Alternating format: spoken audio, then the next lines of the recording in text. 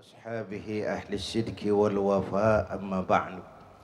Para ulama, para habaib yang saya muliakan, terutama guru kita Sahibul Bait Al-Habib Hasan bin Ja'far As-Segaf, para pejabat sipil TNI dan Polri, hadirin hadirat keluarga besar Nurul Mustafa yang saya cintai.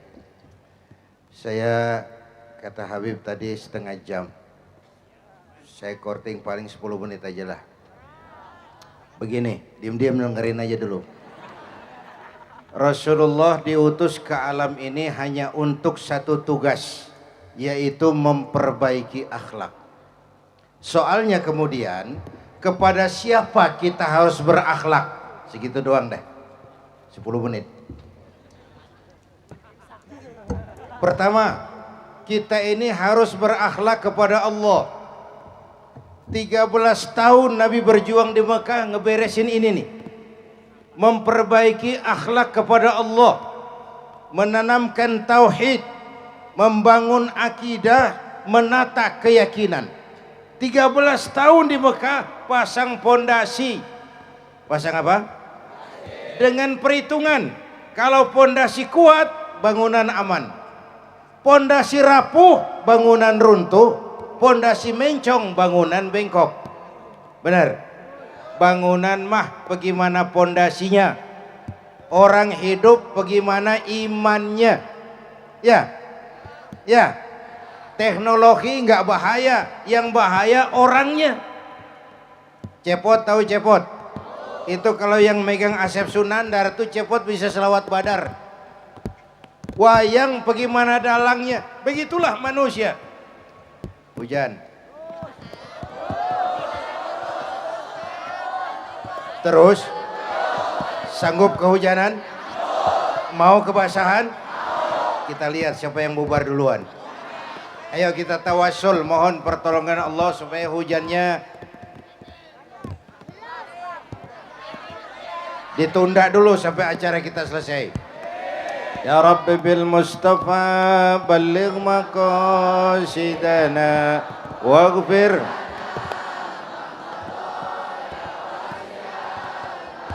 Muhammadun sayyidul kaunaini wa thaqalain wal fariqain min urbi wa min ajami.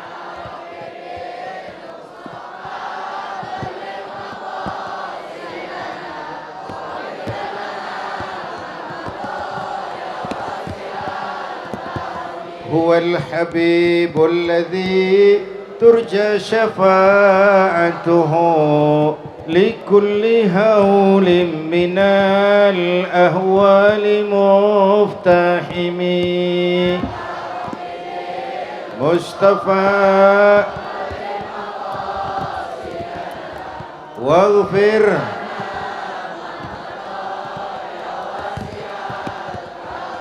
هو الحبيب الذي ترجى شفاعته لكل هول من الأهوال مفتحم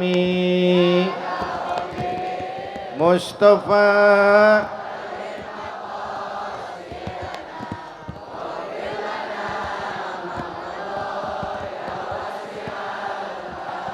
هو الحبيب الذي ترجى شفاعته لكل هول من الأهوال مفتحم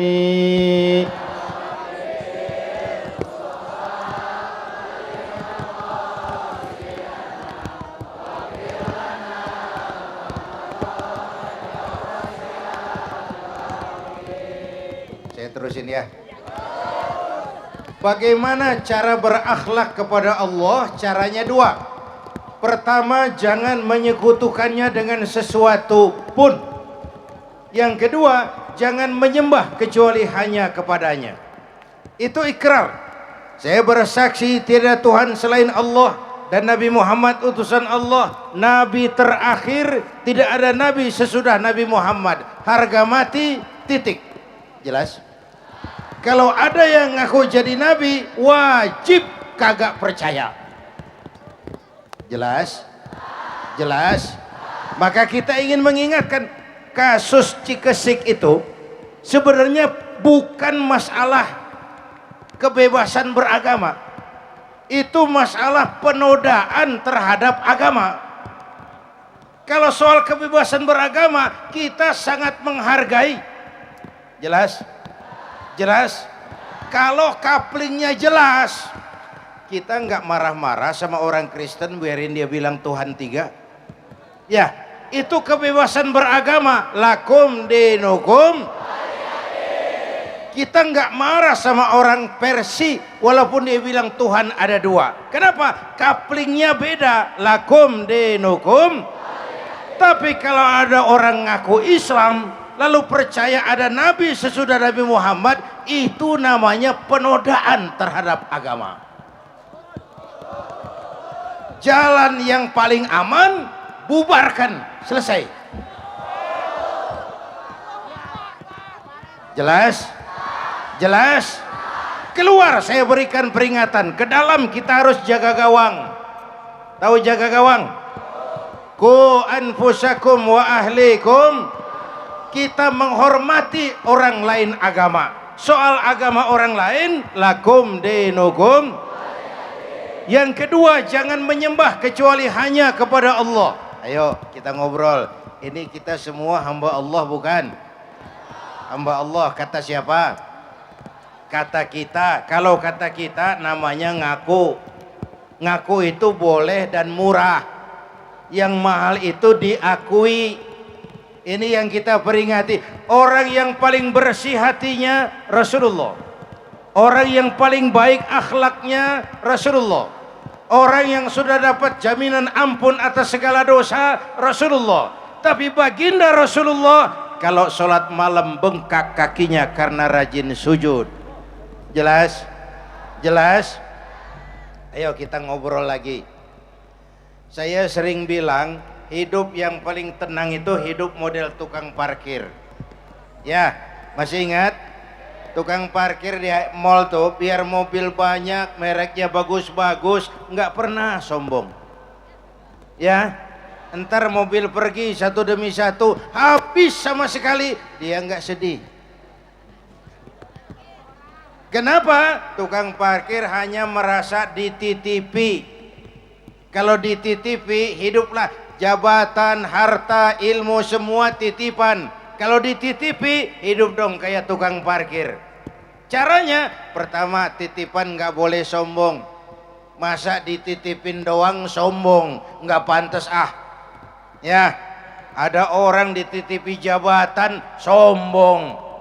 Ada nggak pejabat sombong? Ada, namanya Fir'aun. Namanya nggak pantas dititipin doang sombong. Dititipin harta oleh Allah jadi orang kaya sombong, nggak pantas. Yang kedua, titipan harus dijaga baik-baik. Kalau nggak dijaga, yang nitip marah. Yang nitip, saudara nitip motor, begitu diambil motor, kaca spion pecah, knalpot hilang, jengkel nggak? Sama kan? Allah nitip harta jadi orang kaya supaya bantu taklim, bantu yatim, bangun pesantren, lalu pelitnya luar biasa, yang nitip marah.